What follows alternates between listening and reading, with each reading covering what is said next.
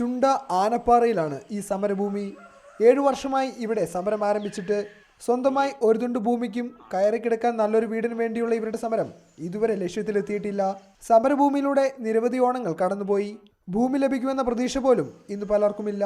അടുത്ത വർഷത്തെ ഓണം ഞങ്ങൾക്ക് സ്വന്തം ഭൂമിയിൽ, സ്വന്തം വീട്ടിൽ, സ്വന്തം കൈവശ രേഖയുള്ള വീട്ടിൽ, അതാണ് ഞാൻ ഉദ്ദേശിക്കുന്നത്.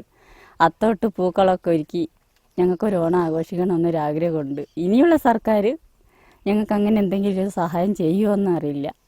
ചെയ്തു തന്നാൽ അതൊരു ഉപകാരമായിരുന്നു. സമരഭൂമിയിൽ കൃഷി ചെയ്തും കൂലിപ്പണിയെടുത്തുമാണ് ഇവർ ജീവിതം മുന്നോട്ട് കൊണ്ടുപോകുന്നത്. വിവിധ രാഷ്ട്രീയ പാർട്ടികളുടെ നേതൃത്വത്തിലാണ് വയനാട്ടിൽ ഭൂസമരങ്ങൾ ആരംഭിച്ചത്. പ്രശ്നപരിഹാരത്തിനായുള്ള സർക്കാർ തീരുമാനത്തിനായി കാത്തിരിക്കുകയാണ് ആദിവാസി സമൂഹം. നാടെങ്ങും ഓണാഘോഷത്തിന്റെ തിരക്കിലാണ്. എന്നാൽ വയനാട്ടിലെ ആദിവാസി സമരഭൂമിയിൽ അതല്ല സ്ഥിതി.